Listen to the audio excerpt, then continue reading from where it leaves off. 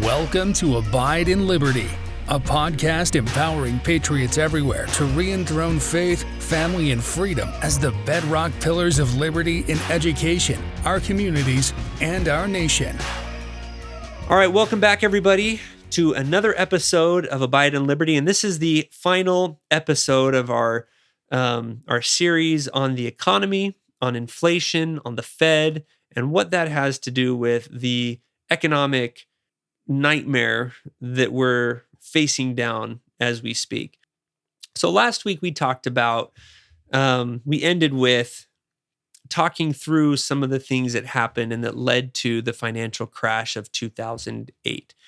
So ultimately, the federal government, by injecting all this cash, by bailing out these large banks, and just infusing them with cash, it's pretty well understood that we likely did avoid a serious depression as a result of those actions. And many people will stop there and just tout this as a raving success and a perfect example of why the Federal Reserve controlling interest rates and being at the helm and steering our economy in this way is so vital. But they neglect to recognize that the financial crash would likely not have happened if the government hadn't created programs that incentivize the banks to make riskier and riskier loan decisions.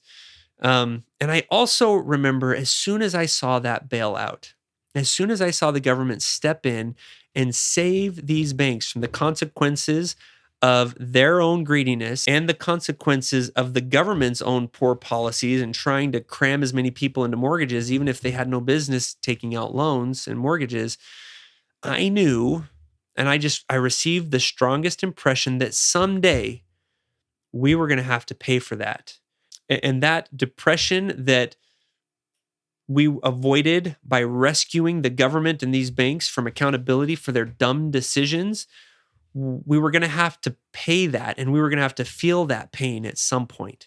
That doesn't just go away. You can Band-Aid it. And if there's a hole in the boat, you can stick your finger in it, but that leak is going to pop up and hit us in the face somewhere else. I didn't know when that was going to happen or how that was going to happen. And what was really deceptive about it, and what a lot of people thought was, wow, the economy is fantastic because, during the 10 plus years after this financial crash, the interest rates, the mortgage rates were awesome. When we bought our first home, we were in the threes. And I've talked to people who had interest rates in the high twos, and that has become, my generation, that's become normal for what an interest rate for a home should be. But when I was doing mortgage loans back before the financial crash, 6.5%, 7% was pretty average and pretty normal. And that is the historic average and normal. So we've just been at these really low interest rates. And that's not because the economy has been great. It's actually because every time the Federal Reserve met to try and decide, all right, we're crawling our way out of this really bad recession. Is it time to start increasing interest rates again? And every single time they decided not to because they were afraid if they did, it would send us right back into a recession. We never got strong enough at that point that our economy could handle normal interest rates again. So they've been kept depressed, they've been kept low, not as a sign of strength. This is kind of like lipstick on a pig, right? It felt great if you're buying a home, but it was masking and trying to hide the ugly truth that our economy never completely recovered to where we could get back to historically normal interest rates. Now, eventually, the banks they were holding on to all this cash that they received. It didn't instantly stimulate the economy as quickly as the federal government was hoping because they were just holding on to this and not lending it out. Eventually, the banks, though, did start lending again. It was a slow process and kind of a slow trickle. Many of them took a lot of the cash that they had and started buying treasuries on the open market. So giving buying treasuries and holding those on those books because it's fairly safe. You can earn a little bit more of an interest than just holding it in a checking account. They thought that was a good idea, and U.S. treasuries were safe and reliable. It's always going to be there. So they started kind of exchanging cash for treasuries. And we start loaning again. But the Fed, after they bought all of these treasuries from these banks have held on to them. So as a result of that, the Federal Reserve is still holding on to just an enormous sum of treasuries on their books because, again, the economy never got good enough where they could sell them back to the banks and pull that extra cash out of the economy without fear of sending us back into another recession. So we've kind of just been limping along ever since then. And our economy, say what you will about President Trump, up until COVID, our economy was booming and it was looking like maybe we were going to be able to start raising those interest rates again. And then COVID hit. The government shuts down huge swaths of the economy. Millions lost their jobs overnight, both here and in countries around the world. And the government pumped tons of stimulus money into the economy. So again, we have this issue where, man, I saw that happening. I'm like, oh my gosh, sooner or later, that money's got to get sucked back out because, too much money chasing too few goods results in increased prices. When companies, though, started working again, this gap in production caused supply shortages that we're still dealing with and will be dealing with for some time to come still. So now we have too much money because of all the stimulus money that came to banks and individuals chasing too few goods. Well, now we're chasing even fewer goods because of supply shortages, which causes even more inflation. Not to mention the fact that we're dependent on China for so much. 97% of our clothing comes from China alone.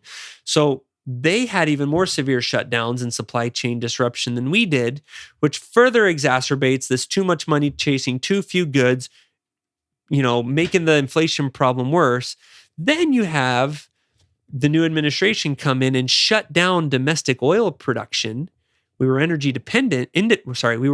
independent before that, but not any longer. So all the gas prices go up, diesel prices, jet fuel, gasoline, all go up. So now it costs more to transport all those short supply goods around the country. And so who does that price increase get passed along to? That's us. That's additional cost and additional inflation. Government regulations prevent farmers from using fertilizers that impact crop yield. So now we have too many dollars chasing too little food. And not to mention that these fertilizers use oil, many of them, to work. And so fertilizer costs go up, price of food goes up, the cost of beef goes up, plus the cost of fertilizer that grows the food for the cows is causing it to be more expensive to make cows, and the cost of the fuel to transport cows from the rancher to the processor, to the distribution center, to the grocery store. All of that's going up and causing the cost of meat to go up. All of that stimulus and extended unemployment benefits have incentivized fewer people to work. So companies have to pay more to get people to work for them, which means that the things that they're hiring those people to make is going to cost more. So the Federal Reserve is sitting looking at all this happen, and prices are going up and going up and going up. The only thing they have any control over to help that, one of their main jobs is to keep inflation under control. And they have a few different levers to control inflation, to control the money supply. And one of their primary tools for decreasing the money supply is to increase interest rates, which they've done. They went from they had a target of 0% for more than 10 years, and now they're up to a target interest rate of 5% for banks to loan between themselves. So that means that, the interest rate for us to buy cars, to purchase homes has gone up. And so the demand for more stuff and more homes has fallen. And they've succeeded pretty much in stopping the inflation rate around 7%, but they haven't been able to get it back down yet. Now, if they want to get it back down, they've got to increase interest rates even more. But this isn't really a slam dunk decision because we were already in a recession and very weak. We came off of not a great recovery from a huge financial crisis. We hadn't completely regained our strength from then, and then we have the economic shutdown, and so we're incredibly weak economically to begin with. These higher interest rates will restrict the money supply, and eventually, if we raise it enough, we'll get inflation under control. We know that that's true, but at what cost?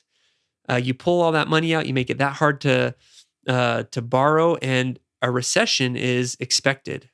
And so that recession is inevitable. There's no way, there's no way to avoid it.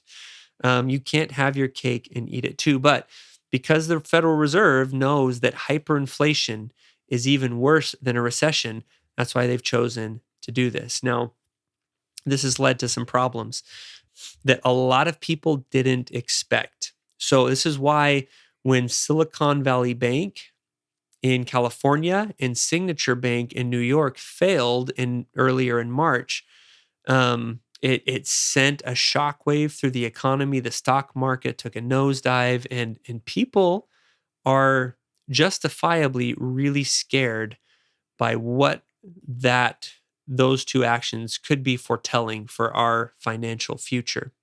So, to understand what happened here, we have to acknowledge that these banks in particular had taken a lot of their cash reserves and had bought US Treasuries, but they had bought them at a time when that federal interest rate, that target interest rate, was zero. So they bought these bonds, these US Treasury bonds that had very, very low interest rates. They felt like, though, hey, we might as well get something out of this money. So they dumped a ton of cash over. They spent a lot of that cash, bought Treasury bonds, and they've been holding those since then. Well, what happened was, and actually, before we get into what happened, we need to pause for a second and talk about how interest rates impact bond prices. So new Treasury bonds, we talked about this in a prior episode. If I go buy a Treasury directly from the US Treasury when they first issue that bond, let's say for the purpose of this example, let's say it's at a really, really low 2%. So I buy a $100 Treasury bond, and it promises to pay that $100 back in a year at 2% interest. So I give them $100, they're going to pay me $102 in a year. Well, if during the course of that year that I have that bond, let's say the interest rate goes up to 5%. So the government is giving out new bonds now because that interest rate has gone up. And in order to entice people to purchase these new bonds, because they could go elsewhere, they could go put their money in a savings account and get more than 2%. So in order for the government to entice them to buy these bonds, let's say they are offering 5%. So now you buy a bond for $100, you give that money to the government, and they're going to give you that $100 back after the end of a year plus $5. So now you're going to, instead of $2 after a year, you're going to earn $5. Well, let's say I'm kind of done with my little 2% bond. I go out there and I start waving it around and saying, who wants to buy my 2% bond? They'll give you $102 back. Well, everyone else is scratching their head saying, I don't think so. I can go buy a new bond and get 5% out of it. So in order for me to entice those other buyers to buy my bond, I have to be willing to sell it for less than $100. So that's kind of how it works. It's a little bit counterintuitive when you first hear it, but when interest rates go up, bond prices go down because the people who hold those bonds and want to sell them on the secondary market have to be willing to sell those bonds for less so that the person buying the bond still gets an equivalent return to the higher interest new bonds that are out there to be had. So higher interest rates mean bond values go down. Lower interest rates have the opposite effect. When interest rates go down, now, because let's say, I have this 2% bond, but interest rates go even further. Let's say they go down to zero. Well, people who are buying bonds today know they're just parking that $100 there. They're not going to get anything out of it. They're going to get their $100 back. So I should be able to sell that bond for $102. And the person who buys that from me, they'll spend $102 and then they'll get the $102 back when the Federal Reserve or when the government finally pays it off. They get the same return. They get zero. They get the same amount in and out. So it works. It works both ways there. All right. So now that we've explained that, let's go back to the Silicon Valley Bank. and the other Signature Bank from New York. They had bought all of these bonds when interest rates were low during this really, really low interest rate period coming out of the financial crisis. Now that the Federal Reserve has been increasing the interest rate, depositors got nervous and started going and pulling their money out of these banks. And eventually the banks ran out of their reserves. And so they were left with no other option than to go and sell their bonds in exchange for cash. Well, the $100 bond the bond that they spent $100 for, because interest rates have gone up, the value of the bonds that they were holding went down. So they weren't able to get as much out of it as they had spent on it. So on their books, it showed that, look, I've got this $100 bond sitting here, but when it came time to sell it, they had to sell it for a steep discount in order to entice those other folks out there buying bonds to buy their bond when they can go get higher yielding bonds out there. So the value the value had come down. They had to sell at a steep discount, and they simply just didn't have enough to be able to supply all of these customers that wanted their money out of the bank because they were taking a loss on all these bonds. Now, when these banks failed, the federal government came out and assured everybody that, look, you have FDIC insured deposits. And there's a lot of nuance here that I'm not going to get into, but the federal government was very clear in trying to bring confidence back to the marketplace by saying, look, guys, the FDIC insurance is here. It'll insure you up to $250,000. We're going to cover it. And in fact, they committed to covering even more than what the typical FDIC insurance amount is, which is going to cause issues in and of itself. Again, government stepping in, bailing out people from natural consequences. You know, if I'm one of the people holding one of those accounts, I'm really grateful right now. But stepping back and looking at big picture, what this means in the long run, you got to pay the piper at some point. But now the Fed is in a little bit of a rock and in between a little bit, well, not a little bit, an enormous rock and an enormous hard place. These banks are unique. They had a much larger percentage of their assets in these treasury bonds than most big banks do, than like a Wells Fargo or a Bank of America. So these other banks may have a little bit of a similar situation, but their assets are diverse enough that when this is going on over here with their treasury bonds, they may have other things that are moving the other direction. So, does it look like right now there's a huge risk of mass bank failure? Probably not. But the Federal Reserve, you can be sure, is looking at that. So here's what they're looking at. Inflation is still high. It is not under control yet. It's not getting higher, which is good, but still a 7% increase or an 8% increase year on year is more than most of us can handle for very long. And already there are many people who are going underwater with that type of inflation. If the Fed continues, though, to raise interest rates to control inflation, it will exacerbate the same bond value issue that other banks have and will likely lead to other bank failures. But in the meantime, higher interest rates are slowing an already weak and struggling economy, and inflation is still out of control and people are still struggling. So what does the Fed do? Do they keep raising rates to combat inflation, knowing that more banks will likely fail and will lead to more economic pain for a lot more people? Or do they take rates low again so that banks remain healthy while destroying the wealth of everyday citizens like you and me through out of control inflation? The message that I want to leave from all this, and that I've been building to for the past 4 weeks, is to help drive home the point that there is no magic bullet to save us from economic pain. All of the arrows that the Federal Reserve has in its quiver have been spent. So it's not a question of if it's going to be bad, it's a question of when and how severe.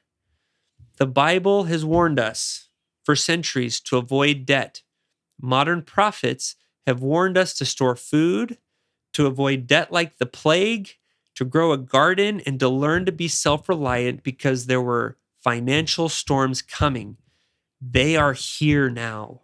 There is no magic fix that the government can use to get us through that, to get us through this without significant pain somewhere. And even if they manage to find another way to patch this up and throw a Band-Aid on it, it will only delay the inevitable for so long.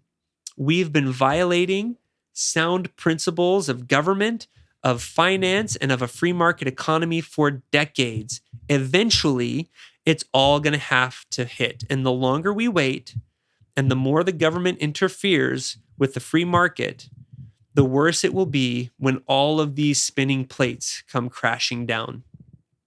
The government has been using fingers to stop leaks in the boat, and it's running out of fingers if it hasn't run out of fingers completely. So what's the takeaway? Please, and this is where the link to what I've been talking about the prior weeks comes in. It is so vitally important that we are so in tune with God and the Spirit, and we're willing to work our tails off to do whatever He says and get rid of all the worthless distractions in our lives, because we've got to pray like we've never prayed before and make sure that we are prepared to weather this storm. Whether it hits now or in 10 years, it is coming. We cannot avoid it. On top of all this, we haven't even talked about the ballooning government debt, the fact that investment brokerages are downgrading U.S. bonds and calling them more risky, what that's going to do to our interest burden, and what happens when the government can't even make its own interest payments. Guys, this is coming and it's going to be painful. So get yourself prepared to weather that storm. Remember, the more the government gets involved, the worse things will be. We should not be celebrating if they find some other little miracle fix by throwing more money somewhere. It is not going to fix it long term. All we're going to do is kick the can down the road and expect our children and our grandkids to go through more pain because we were unwilling to face the music and face the consequences of our own decisions today. We've got to stop kicking the can down the road. We're kind of in a place where it's kind of like humility. It's always better to humble yourself than to be compelled to be humble. And similarly, proactively accepting the consequences of our decisions now is infinitely better than being forced into it because we've kicked the can until there is absolutely nowhere else to go. Now, while that storm happens, and hopefully we can, I don't know, as I say this, I just laugh at myself for being ridiculous to think that we're going to be actually willing to face the music. But if we can weather this storm now, we've got to clean house and get the government out of the economy. We've got to reestablish the free market. We've got to get back to small government and back to our principles. I love the way that Glenn Beck has been talking about this. He's been talking about a reset to factory settings. We might lose some files that we're in the middle of working on. It might take some time and it will be painful, but we're out of options at this point. We've got to get prepared. We've just got to fix it. We got to pull those Band-Aids off, patch up the holes permanently, fix the boat, so our kids can have a brighter, more stable future. Thank you for listening to Abide in Liberty.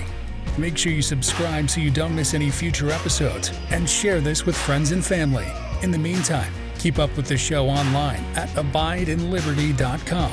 Also, if you'd like to help our K-12 bless and educate more families, contact us by visiting libertyyouthacademy.org. Until next time, be on the alert, stand firm in the faith, and be strong.